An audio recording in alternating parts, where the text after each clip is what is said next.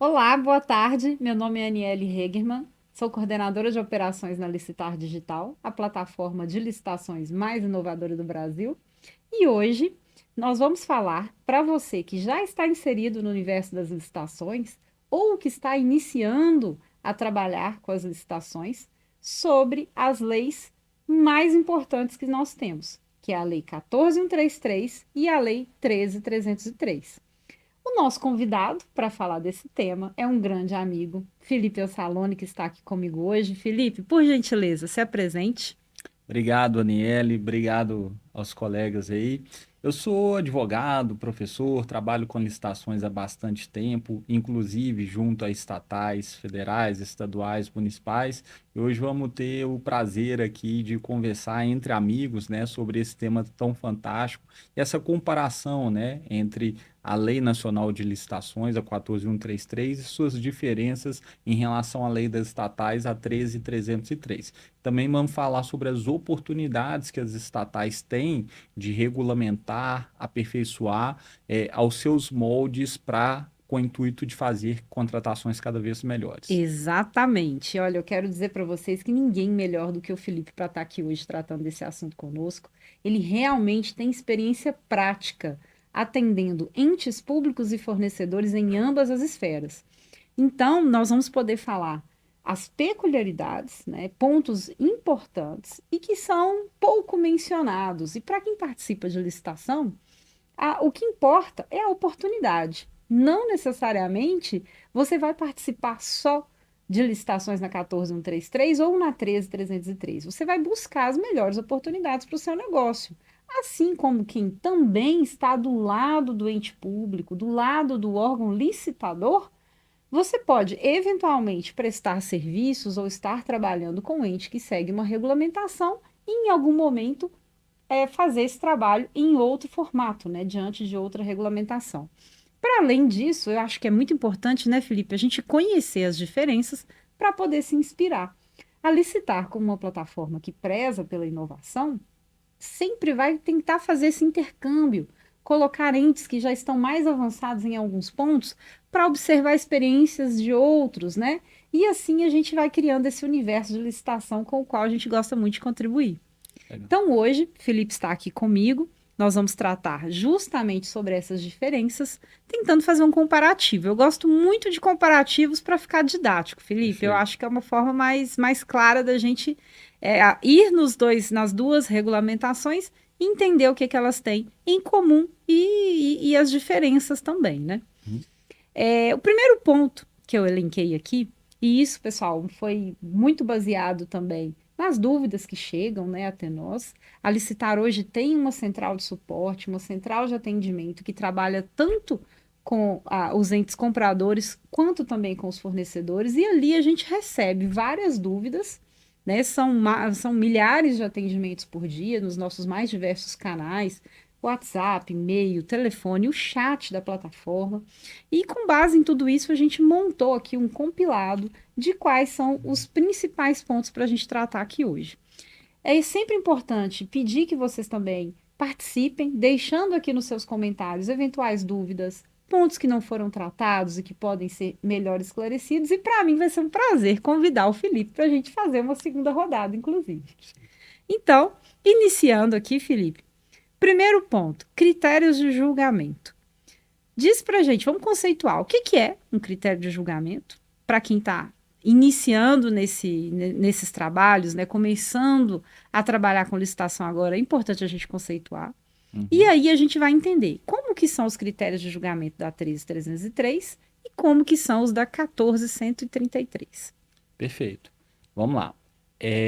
Primeiro ponto, as estatais, elas podem estar presentes em qualquer esfera administrativa. Então, nós temos estatais federais enormes, gigantescas, como o Banco do Brasil, Caixa Econômica Federal, Petrobras. Nós temos estatais estaduais, bastante conhecidas, daqui a pouco vamos falar sobre elas também, como o caso de CEMIG, como o caso de GASMIG, Olha, CODENGE. Felipe, eu sempre vou puxar a sardinha Com para certeza. aqueles que já são nossos Com clientes. Então, certeza. aproveitando aqui, CEMIG, GASMIG, Codenge, já são exemplos de estatais que utilizam a licitar para fazer os seus processos licitatórios e já usufruem de todo esse universo que a gente prega, né, que a gente Uhum. preza de customizações, inclusive, né? Com certeza. E sorte delas, né? Sorte delas contarem aí com toda a expertise, com todo o know-how da Licitar. E temos também as estatais municipais, né? Para citar alguns exemplos, o caso da Prodabel, o caso da BH Trans também, Sim. que são estatais de municípios que todas seguem uma lei nacional que é a Lei 13.303. Então, esse é um primeiro ponto de coincidência aí que nós temos. E aqui, então, você já balizou o seguinte: a 13.303 de 2016 é uma Isso, legislação federal isso, específica para estatais. isso. Sejam elas sociedades de economia mista, sejam elas empresas Sim. públicas, ok? Uhum. E nesse sentido, tá? A gente pode estruturar alguns conceitos, ver alguns pontos, né? Porque as leis elas são diferentes, mas na verdade a 14.133 que veio logo depois da 13.303, né? A gente pode falar com certeza. A 14.133 ela se inspirou em alguns pontos da 13.303. E, por exemplo, os critérios de julgamento que você nos perguntou, eles são muito parecidos. Por exemplo, no artigo 54 da 13.303, nós temos lá menor preço, maior desconto, melhor combinação de técnica e preço. E É, Felipe, sim, e critério de julgamento, então, nada mais é do que o que vai ser considerado na escolha da proposta, né? exatamente. Então, quem É vence? É quem assim, deu o melhor preço ou quem deu o maior desconto, ou quem né? combinou uma parte técnica Uhum. juntamente com o seu preço. Então é para isso que serve, né? O critério de julgamento. Essa nomenclatura ela é bastante interessante, até para que o fornecedor tenha clareza de como a sua proposta, como a sua oferta será analisada pelo órgão comprador, pela estatal compradora. Sim, sim. Se vai ser apenas preço, se vai ter Uhum. Uma lances tal, combinação, uma né? combinação aí. E aí o ponto de diferenciação maior, né, da lei das estatais em relação a 14.133, ele está lá no inciso 8º do artigo 54, que é o critério melhor destinação de bens alienados. Ok? Uhum. Esse aí é bem específico das estatais, não muito usual também, mas é um ponto de peculiaridade que tem Que é o na importante. lei das estatais, É um exatamente. critério de julgamento que a gente não vai encontrar numa licitação regida pela 14133. Perfeito. E é um ponto, né, que a gente já começa a notar como essas entidades, né, como esses órgãos aí, eles têm negócios diferentes, e aí é negócio Uhum. literalmente, né, no sentido de muitas vezes ter uma atuação diferenciada, né, para o desenvolvimento de uma determinada área. Uhum. Não, perfeito. Um outro ponto, pessoal, que chama a atenção e que é uma diferença relevante entre as duas legislações é o regime de execução. Tá? Então, a gente vai tratar aqui nesse momento de quais são as diferenças, quais são os regimes de execução possíveis e quais são as diferenças. Não, legal. Primeiro, o que é regime de execução, né? Sim. Regime de execução é como uma determinada obra, um determinado serviço, um fornecimento, ele vai se dar, tá? Qual vai ser o regime que ele vai, que o fornecedor, que o órgão vai utilizar para executar aquele objeto que foi contratado? E aí a 13.303, comparativamente com a 14.133, ela coincide bastante. Só que neste caso, a 14133, ela tem inclusive um regime a mais do que a 13303. Então, em ambas nós temos a empreitada por preço unitário, empreitada por preço global, contratação por tarefa, empreitada integral, contratação semi-integrada, a integrada. O Uhum. grande diferencial, por exemplo, é que na 14133 nós temos o fornecimento e prestação de serviço associado, algo que não existe aí na 13303. Um ponto, e já posso dar uma dica aqui Por para quem nos favor, segue, por um favor. ponto bem legal da 13303 é que nós temos no Brasil diversas entidades ligadas ao segmento de construção civil, de desenvolvimento de infraestrutura, e isso é muito tradicional no nosso país, como o caso da Petrobras, como o caso da CEMIG.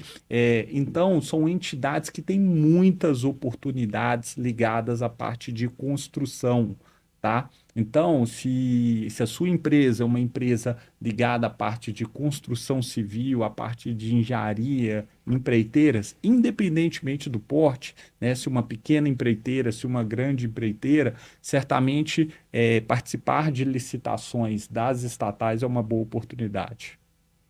Perfeito, Felipe. Agora, eu gosto muito de pensar nos modos de disputa. Sim, Para quem já participa de licitação, a gente sabe que o modo de disputa ele reflete em muitos pontos, não só na sua proposta, né? Ele também reflete na estratégia de condução que você vai adotar durante todo o seu certame. E é crucial que antes de entrar para uma licitação, o fornecedor tenha ciência de qual é o modo de disputa para poder pensar na proposta e na estratégia. Por outro lado, a gente sabe que para o ente comprador, quando ele vai fazer a sua fase de planejamento, ele vai pensar ali no edital, ele precisa entender qual que é o modo de disputa que vai me ajudar a alcançar o meu objetivo final. Se eu vou utilizar o modo aberto, ou se eu vou utilizar o modo fechado, ou se eu vou fazer uma conjugação desses modos. Isso é algo muito importante para a gente poder chegar no resultado final que pretendemos, né? Nesse aspecto, Felipe, o que a gente tem de comparativo entre os modos de disputa nessas duas leis? E Nesse- fala também, conceitua melhor para a gente, o que são e quais são os modos de disputa. legal. Nesse caso, aí temos bastante coincidência, né, entre Uhum, os dois regimes, o regime da 14133 e o regime da lei das estatais. Basicamente, a gente tem os modos assim puros, né, no seu formato original, que é o aberto, o fechado e as suas combinações, o aberto, fechado ou fechado, aberto. E aí começa a vir a importância dos regulamentos para o melhor detalhamento operacional, inclusive impactando sobre a plataforma, né, sim. de como esses modos de disputa eles serão na prática, tá? Então, por exemplo, é muito tradicional a gente ver um modo de disputa aberto, né, em que você tem aquelas prorrogações sucessivas de 2 em 2 minutos, 2 em 2 minutos, 2 em 2 minutos, aí sendo seguidas. Uhum. Mas uma dúvida aqui, será que uma estatal ela pode ter um modo de disputa aí aberto com um intervalo de tempo um pouco maior ou um pouco menor, diferente de 2 minutos? Sim, importantíssimo, pessoal. Presta atenção nessa dica. Isso eu acho que sim, isso é possível, né? Desde que esteja previsto no regulamento. Então é um ponto de diferenciação e pode ser tanto para menos quanto pode ser para mais, né? E que, por exemplo, a plataforma, como é o caso da Licitar, ela tem que estar disponível para se adaptar à realidade daquele cliente, né? Em busca do melhor resultado, tá? Já no caso do fechado, por exemplo, é aquele muitos praticamente onde não há disputa. Os licitantes vão lá e fazem uma proposta inicial durante o período fechado e no momento estabelecido esse valor aparece. Sem lances, né? E aí a melhor proposta que até então estava fechada, que aparece ali, ela vai ser considerada vencedora sem uma etapa de lances ainda, como é característico de alguns certames com disputa. E o Uhum. aberto fechado e o fechado aberto acabam sendo muito semelhantes. Tem algumas variações ali mais minuciosas, questão de sistema assim, na sequência. Um começa mais aberto e termina fechado, com a etapa ali do lance final de desempate, o outro o contrário disso. Mas o fundamental, e fica isso como dica, é que a gente deve buscar entender isso no próprio texto do edital, porque isso é fundamental, que esses 4 modos de disputa, eles estão à disposição do órgão, da Ele escolhe, entidade. né, qual que ele Ele, vai esco utilizar. ele escolhe, e isso é definido por certame. Uhum. Então, pode ser que, e isso é uma outra dica que é importante, né, a gente dizer, pode ser que um empresário, na semana passada, disputou uma licitação de uma estatal A, que foi pelo modo de disputa aberto. Nesta semana ele está naquela estatal de novo, né? E às vezes ele não ficou atento e já vai estar trabalhando no modo de disputa aberto fechado. E aí Uhum. ele tem que rever toda a sua estratégia, porque os fornecedores são diferentes, os preços são diferentes, o resultado pode ser diferente. Então, atenção ao edital, à estrutura da contratação, em se tratando de modos de disputa, é fundamental. Aproveitando para complementar, Felipe, acho importante a gente destacar aqui para o pessoal que está nos assistindo que as estatais elas também podem criar seus modos de disputa, Sim, para além desses que foram citados. sim. Então, mais uma vez, é importantíssimo conhecer a regulamentação do ente antes de participar da licitação. Né? Eu destaco aqui, por exemplo, que a CEMIG, assim como a Gasmig, que são clientes aqui da Listar Digital, elas criaram modos de disputa específicos, devidamente regulamentados, e conduzem as suas licitações podendo explorar esses modos de disputa. Não necessariamente vai seguir o rito que a gente está acostumado a ver, principalmente nas INs federais que regulamentam os modos de disputa pela 14133. Né? Isso é interessante a gente frisar mais uma vez. Com estatais, o comportamento do empresário tem que ser outro. Ele tem Uhum. que conhecer o regulamento daquela estatal, ele tem que conhecer a particularidade do edital daquela estatal, porque senão, às vezes, ele pode ter até um bom produto, menor preço, mas ele pode perder uma licitação por desconhecimento da regra, Por falta de estratégia, por né? falta de estratégia. Agora eu vou tratar aqui de um outro ponto que ele me chama muita atenção, né? Que a gente fala tanto de participar em licitação, mas antes de tudo, você precisa localizar o processo no qual você vai participar, né? O processo para o qual você fornece o Uhum, serviço ou o produto, uhum. né? E que esteja ali nas condições que você consegue prestar. E para localizar um processo, a legislação ela se preocupa muito com a publicidade, né? Onde que isso vai constar? Onde que eu vou buscar essas oportunidades? E isso está definido em ambas as leis, sendo que há uma regra para 14133 e há uma regra para 13303. Então fala para a gente, Felipe, qual que é a diferença da publicidade dos processos de licitação dentre essas duas regulamentações que a gente está tratando aqui hoje? Para mim, a principal diferença se chama Portal Nacional das Contratações O Públicas. nosso querido O PNCP, né? nosso querido e importantíssimo, Imprescindível. imprescindível PNCP. Veja, as estatais elas não precisam publicar as suas oportunidades, as suas licitações no PNCP. Até porque, né, vamos lembrar, o PNCP ele foi criado depois que a lei das estatais, que é de 2016, já estava vigente. Então, esse é um outro ponto de atenção, né? Se a empresa ela está acostumada a localizar as suas oportunidades por meio do PNCP, ela não encontrará as oportunidades de estatais no PNCP. E sim, no próprio site da entidade, né, do órgão da estatal, encontrará também nos diários oficiais aí, no caso, se for uma estatal federal, no Diário Oficial da União, se for uma estatal estadual, no seu Uhum. respectivo diário oficial, como é o caso do Minas Gerais, ou do município, seu diário também. Tá? Mas principalmente na internet, no site oficial, no portal oficial daquela entidade ali daquela entidade. E também encontrará também no portal da Licitar, né? que cada vez mais está com mais estatais aí utilizando. Esse é um ponto imprescindível aí que faz diferença. Felipe, nesse aspecto é muito simples. Sim, O fornecedor ele precisa ter um cadastro básico, onde ele vai nos informar, né, qual que é o e-mail dele, para sim. que a gente possa enviar o aviso de licitações. Uhum, Esse aviso ele vai segmentado, então a sim. gente nunca vai mandar para o fornecedor de material de construção o aviso de uma licitação de medicamentos, Uhum, justamente para não poluir, né, para uhum. ser mais assertivo no recebimento dessas oportunidades. Então é um cadastro muito simples, muito básico para receber os editais. Caso o fornecedor não queira se cadastrar, é só acessar a plataforma na nossa área de pesquisa, ele pode filtrar pelo nome da organização, pela modalidade, então é uma busca bem simples. E é uma busca editável também, né? Sim. É uma busca editável, isso é importante, né, Aniele? Porque, como a gente está falando de estratégias aqui, pode ser que o empresário, num determinado momento, ele não vendia determinado produto. A Aí realidade vai, mudou, né?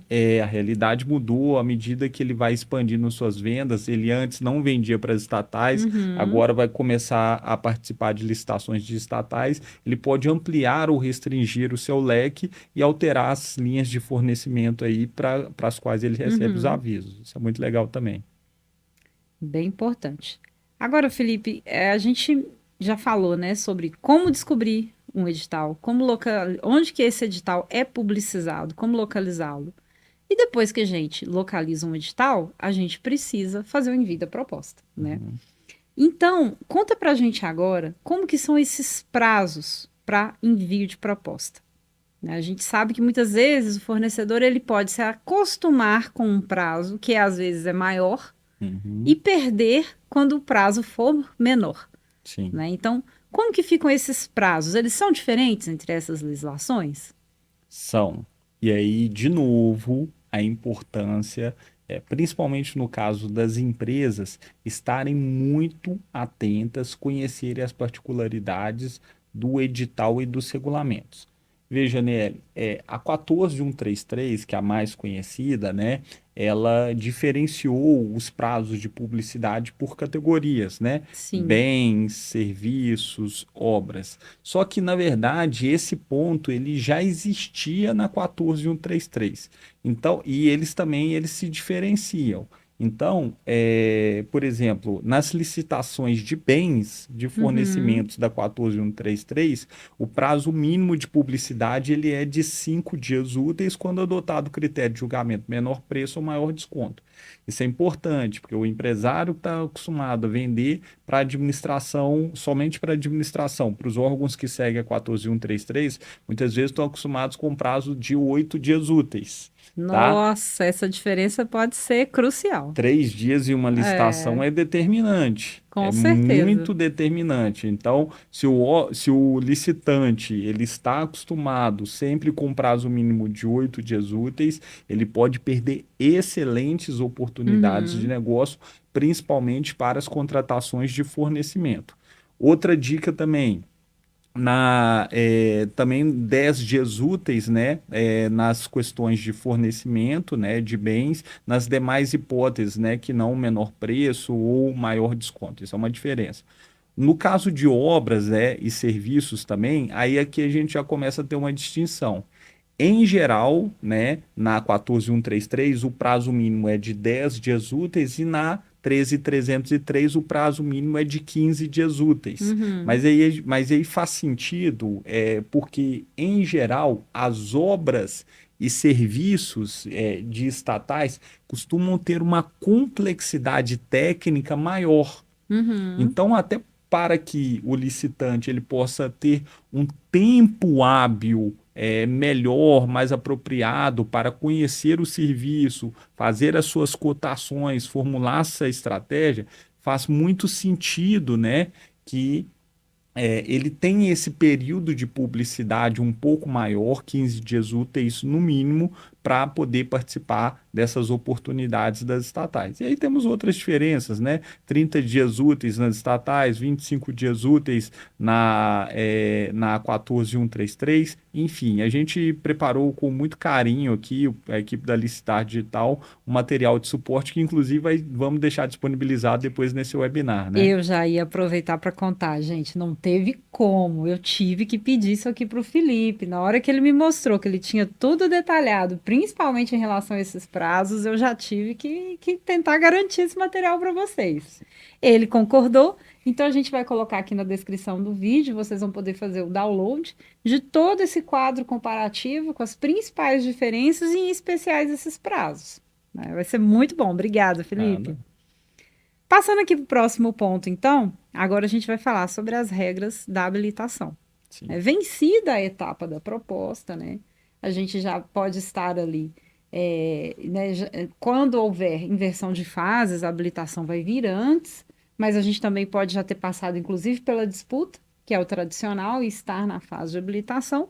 Podem haver diferenças entre as regras que se aplicam para a 13.303 e a 14.133. E a gente sabe que a habilitação, ela precisa ser planejada com antecedência, né, Sim. Felipe?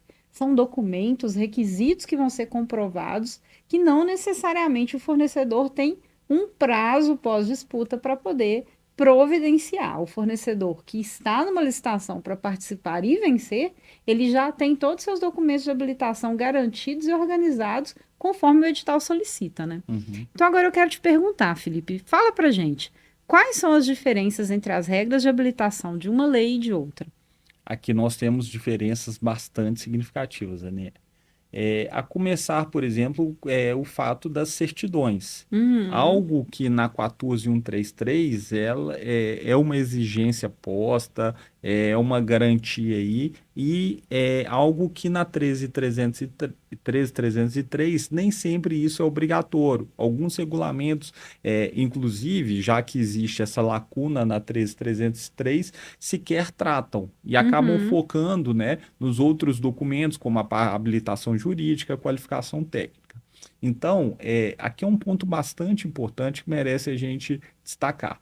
Aquela categoria das certidões, especificamente fiscal, social, trabalhista, que na 14.133 é uma pedra de toque, tem que ter, uhum. na 13.303 nem menciona na lei. Mas aí tem um ponto importante. Alguns regulamentos exigem. Vão Alguns trazer, né? Vão regulamentos solicitar. exigem, tá? Então, outros de outras estatais não exigem. Então, novamente, faz muito sentido o empresário entender a particularidade daquela estatal, ficar atento ao edital daquela estatal e porque às vezes ele tem uma pequena pendência, às vezes numa certidão de FGTS, ele não tem aquela certidão naquele momento e talvez e não poderia vender para a administração pública. Para estatal, sim, para estatal. Um outro ponto que eu queria chamar a atenção é em relação ao balanço patrimonial, a qualificação econômico-financeira. Enquanto na 14.133, agora como regra, quando esse documento, que muitas vezes para o pequeno empresário é um documento difícil de se conseguir, né? Na 14.133, agora em regra, se exige dois balanços patrimoniais, na 14.133, ainda no modelo um pouco mais antigo, em geral se exige um só. Ok? Então, esse é mais um ponto de diferenciação aí que merece bastante atenção por parte das empresas aí na hora de organizar os seus documentos. Mas tem um outro diferencial que eu acho importante também. Sim. E esse não é nem tanto legal, isso é mais da prática, do dia a dia, daquilo que a gente Uhum, nota. Em geral, nas licitações das estatais, a gente tem objetos que são mais complexos, objetos que, para usar uma terminologia mais técnica, né, são objetos especiais, aqueles fora do comum. Então, algo que a gente observa em geral em editais de estatais, uma uhum. particularidade, é que são editais que costumam ter um capítulo de documentos de qualificação técnica mais rigoroso, mais específico, principalmente se for ligado a processos de maior vulto. E aí faz todo sentido, né? Pensando em infraestrutura, pensando no ambiente de negócio onde essas estatais participam. Então, é um ponto que merece especial atenção por parte dos nossos licitantes também. Nossa, Felipe, muito interessante essa dica que você trouxe aqui para gente, viu? E um ponto que eu quero destacar também aqui é que, da mesma forma que é importante para o licitante conhecer isso, em especial essa lacuna quanto às certidões, Uhum, é importante também quem trabalha nas estatais perceber esse ponto de regulamentação, né? sim, sim. Entender se no seu caso específico cabe trabalhar uma regulamentação para exigir mais ou menos, né? Acredito que essa flexibilidade ela está aqui na lei para ser usada. Até mesmo nas dispensas, né? Sim. Nas pequenas compras realizadas pelas estatais, as estatais também trabalham com Uhum. dispensas e a dispensa ela está aí, principalmente a dispensa em razão do valor, né? Para que ela seja dinâmica, para que ela seja ágil, para que Uhum. ela resolva o problema daquela estatal. Então, muitas vezes a estatal precisa de um objeto muito específico, muito especializado, tem um número restrito de fornecedores aí, ficava tendo problemas para comprar, às vezes por um problema de UFGTS, de uma certidão específica, e isso com as A estatais é muito mais gente, a flexível. gente percebe também que as estatais elas têm muitos fornecedores Sim. estrangeiros, Uhum. né? E muitas vezes para essas empresas que não são sediadas no Brasil, é um dificultador muito Sim, grande ter que providenciar determinadas certidões, né? Então, fica aí também essa possibilidade, esse campo que a própria legislação deixou para a atuação de quem vai regulamentar, sim. né? E definitivamente é importante que o servidor, o colaborador, né, que atua nesse segmento de estatais, ele também perceba essas nuances, essas diferenças, e ele saiba utilizar aquilo que a lei, que o legislador ofereceu a ele enquanto diferencial, Uhum. né? Se ele quiser colocar no seu edital as mesmas regras tão rígidas da 14133, a lei das estatais, ele vai estar indo na contramão daquilo que o legislador o fez. As estatais são fundamentais para o nosso desenvolvimento, elas precisam ter mais autonomia operacional do que os órgãos da administração pública, então elas precisam ter um pouco mais de flexibilidade do que os órgãos da administração pública. Até mesmo porque são empresas, né? Sim, São empresas que concorrem no mercado com outras sim. empresas eventualmente, né? Inclusive no setor bancário, que passa Sim, por profundas inovações, isso é sim, muito importante. com certeza. Seguindo, agora a gente vai falar de inversão de fases. É uma novidade na 14133. A gente percebe que poucos entes municipalistas, em especial, já utilizaram. Novamente, eu tenho grande orgulho de que o primeiro processo com inversão de fases do Brasil foi uma concorrência eletrônica que aconteceu na Listar Digital. Aqui eu deixo os créditos para toda a equipe de licitação da Prefeitura de Jaboatão dos Guararapes, Legal. lá no estado do Pernambuco, que fez esse processo de concorrência, um processo muito importante, adotou a inversão de fases e colheu muitos aprendizados e muitos frutos com essa experiência. Uhum. E é algo que a gente tem aqui para comparar entre as duas legislações. Então, Felipe, nesse momento eu queria te perguntar, o que que a gente vai trazer aqui sobre inversão de fases e o que é a inversão de fases? Conceitua, por favor. Legal. Regra geral, né? De novo, vamos falar, a 13303 veio antes da Da 14. 14133. Então, de certa forma, a 13303 ela já pegou aquela boa prática que a gente tinha desde a lei do pregão da 10520, de que se percebeu que é melhor deixarem as empresas disputarem preços primeiro e depois examinar a habilitação apenas do melhor classificado. Então, isso é a inversão de fases, né? O que Uhum. era exceção na Lei 8666, agora passa a ser a regra na 13303 e na 14133. A regra agora é: primeiro deixa-se as empresas disputarem preços e depois avalia-se a documentação apenas do melhor classificado. Ah, mas eu tenho um objeto específico aqui, tem uma estratégia de aquisição um pouco diferente, e para determinados certames, determinados objetos aqui, eu quero inverter. Eu quero primeiro exaurir a fase de habilitação e depois abrir as propostas. Isso é possível tanto na 13.303 quanto na 14.133, essa inversão aí também. Então, hoje em dia, nos dois regimes, das estatais e regime geral, né, a regra posta é: primeiro se disputa preços e depois habilitação do melhor classificado. Mas, Uhum. conforme a conveniência, isso pode ser alterado aí, no caso da 14.133, principalmente na concorrência. E no caso da 13.303, que nem modalidades tem, tá? Isso também pode ser alterado. Não, perfeito, Felipe.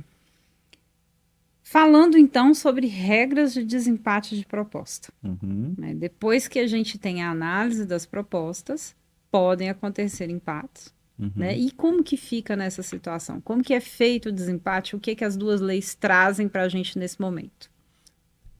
Aí nesse caso a gente tem algumas questões bastante operacionais ali do dia a dia que nem sempre ocorrem, e nesse caso os regulamentos também, eles acabam, os regulamentos dos dois regimes, né, acabam coincidindo bastante. Então, pode ter a disputa final entre propostas empatadas, avaliação de desempenho contratual anterior, Uhum. desde que isso esteja regulamentado também, haja critérios objetivos para isso.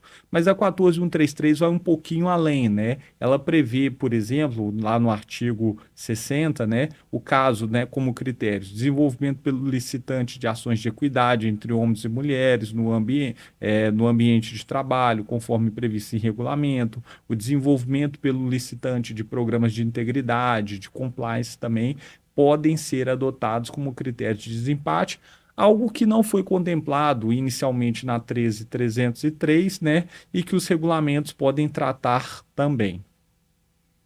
Esse é um ponto bem importante. A gente sabe que os empates, eles são difíceis de acontecer Sim. na prática, né? Uhum.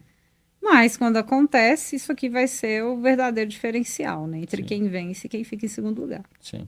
né? E um ponto diferencial também é que a 13.303 ela prevê expressamente a questão do sorteio. Uhum. Algo que na versão inicial da 14.133 não era prevista, hoje já se discute, né? Sim, Mas sim. ele ainda se faz presente na 13.303.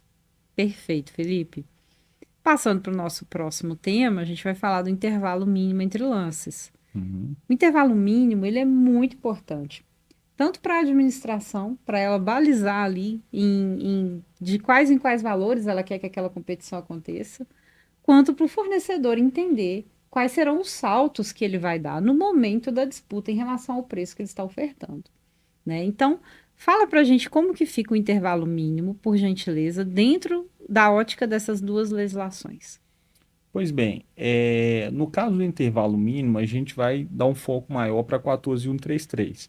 E aí o edital ele tem que estabelecer como isso vai funcionar, né? Esse intervalo mínimo ele vai ser percentual, vai ser valor nominal, tal. Então o edital ele tem que estabelecer esse regramento aí, porque isso novamente, como você disse, isso influencia muito na estratégia, principalmente naquelas licitações onde você tem uma quantidade de itens muito Uhum, grandes, itens que têm uma distinção de valores muito grandes, né?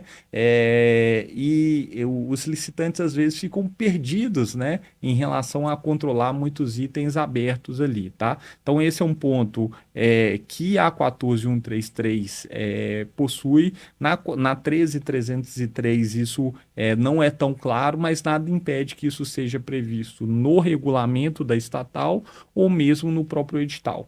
Aqui vale a gente dizer, tá, o Aniele, um ponto de atenção para os fornecedores aí, e também para os próprios colaboradores. A 13.303 ela é uma lei mais enxuta do que a 14.133.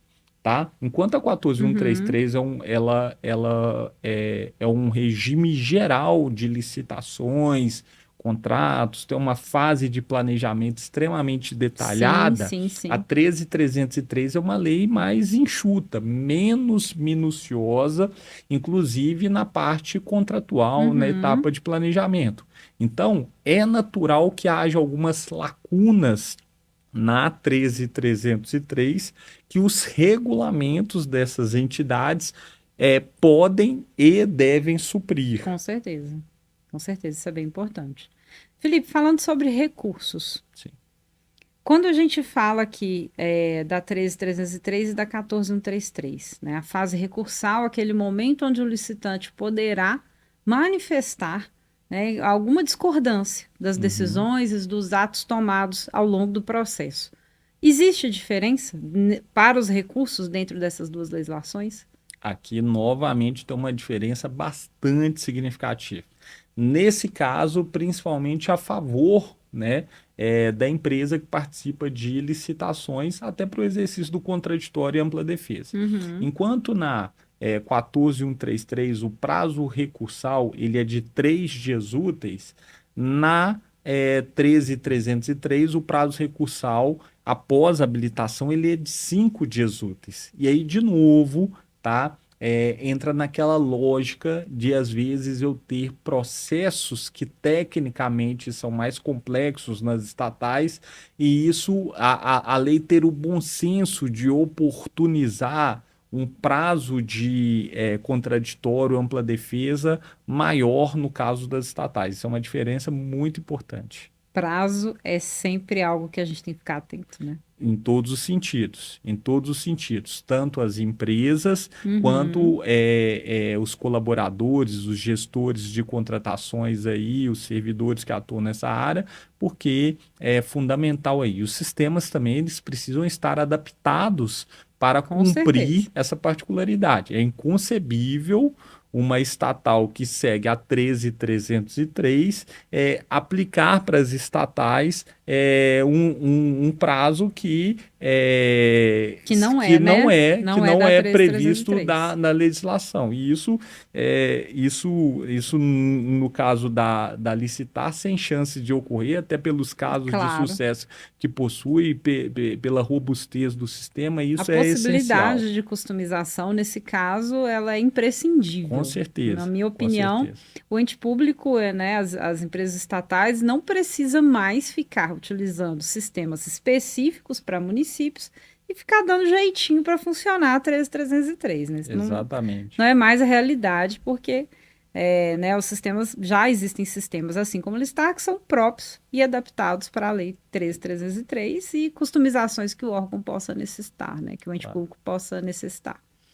Agora, Felipe, chegou um momento da gente poder trazer alguma curiosidade, né? Você que está aí, né, trabalhando há muito tempo, tanto com municípios quanto com estatais, você consegue pensar alguma coisa que é diferente, né, mais a nível de procedimento, de prática mesmo, que o licitante ou até mesmo o próprio servidor que trabalha nessas casas precisa observar, ou que você já, o que você queira citar? Vamos tentar trazer alguma curiosidade. Legal.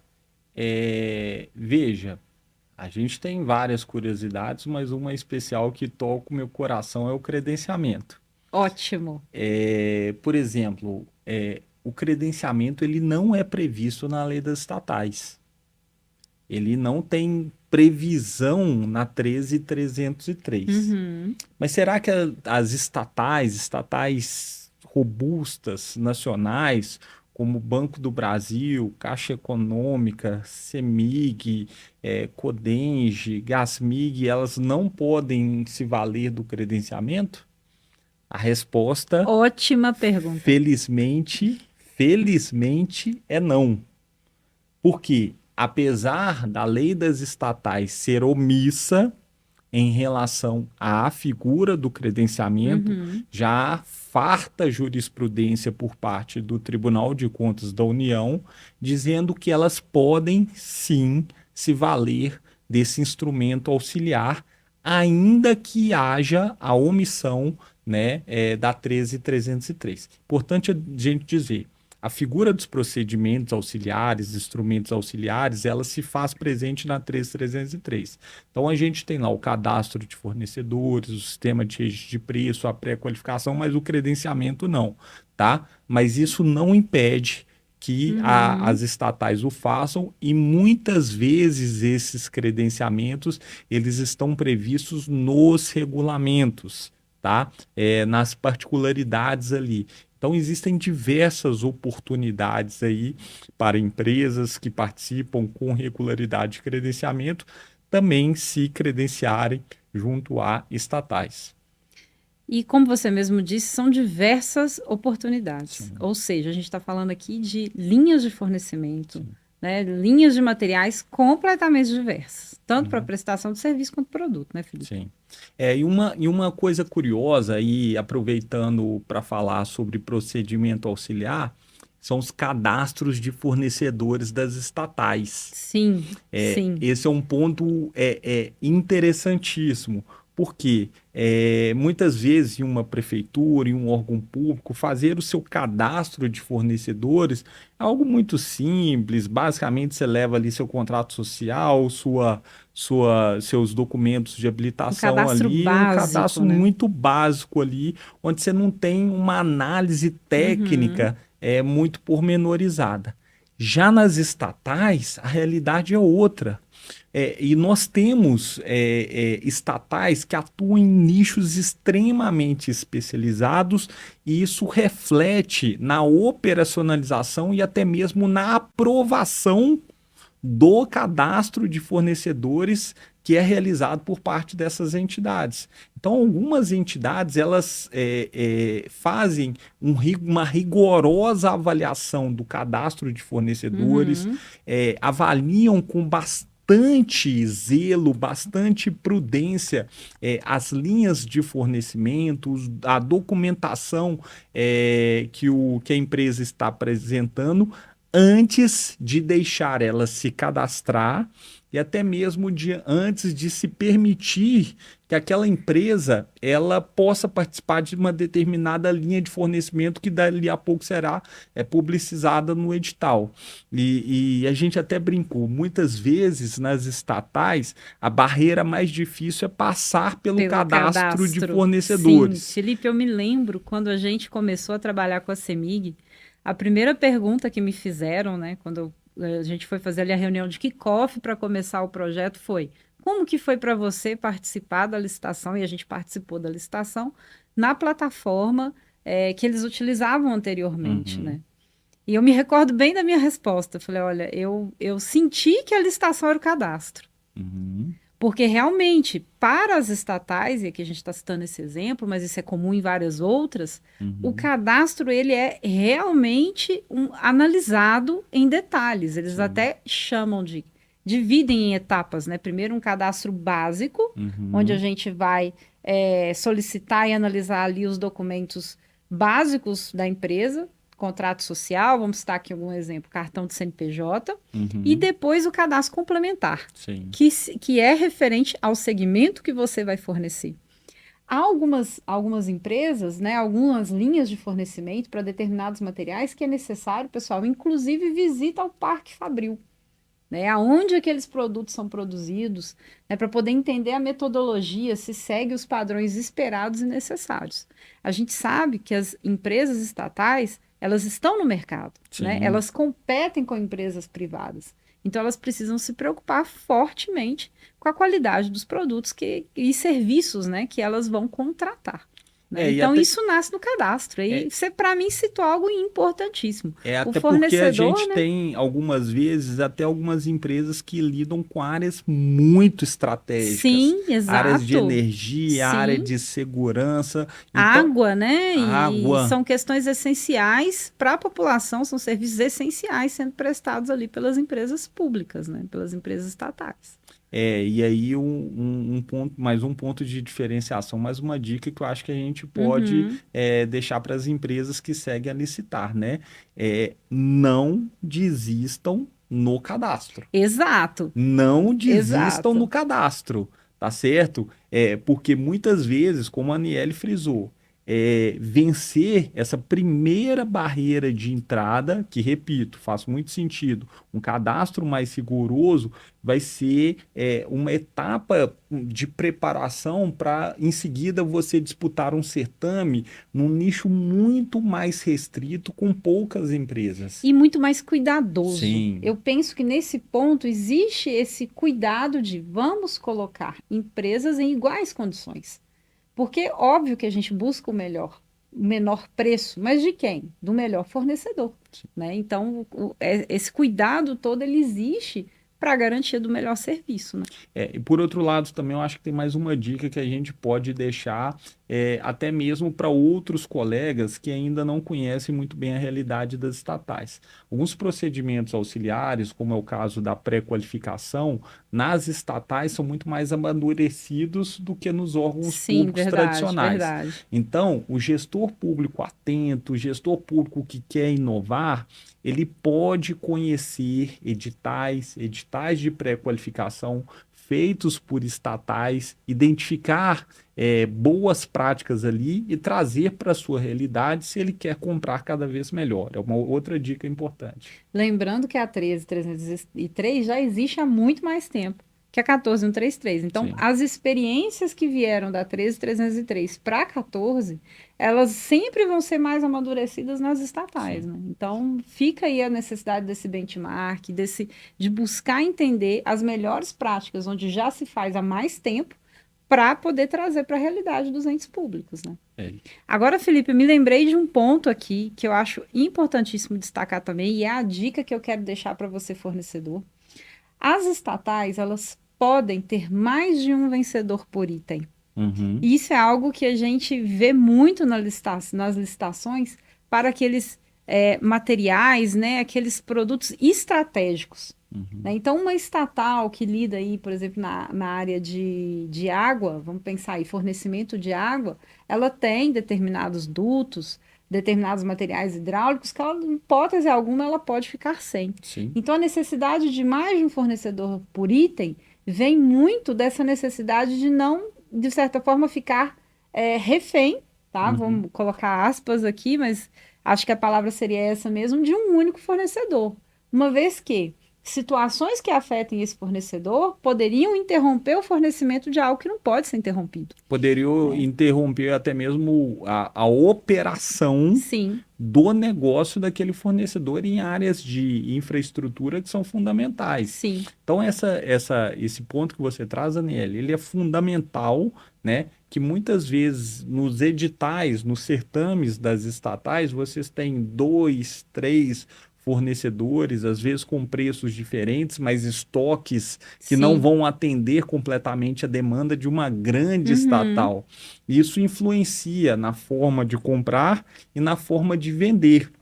Às vezes, para uma empresa que às vezes tem um produto muito especializado, um produto muito nichado, e ela não quer entrar numa disputa por preços tão acirrada, vale a pena buscar uma posição de segundo, terceiro lugar ali, ter uma boa rentabilidade em uma estatal, né? Porque vai haver demanda por aquele produto com dela. certeza, é um produto-chave que envolve a operação, né? Sim, Então a demanda vai existir. sim. Né? Legal.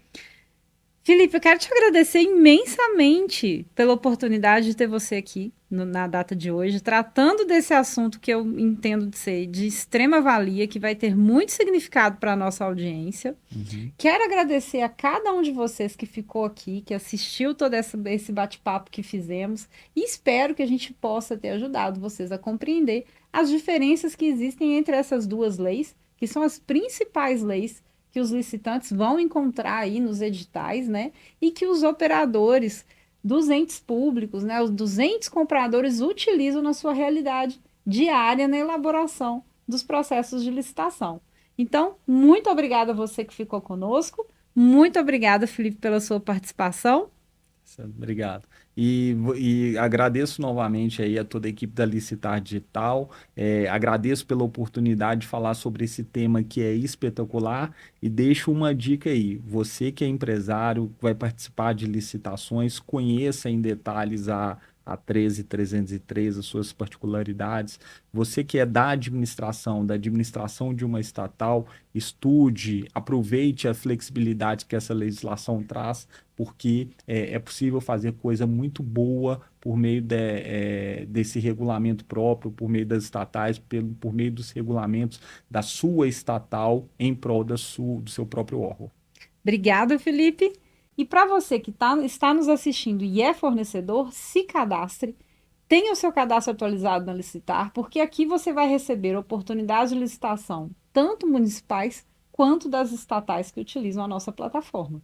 E para você que é ente licitador, né, que constrói os seus processos de licitação, em especial as estatais, venham conversar conosco, conheçam os diferenciais da plataforma, entendam quais são as customizações e as possibilidades que vocês têm ao utilizar o sistema da Licitar. Muito obrigada a todos, até breve.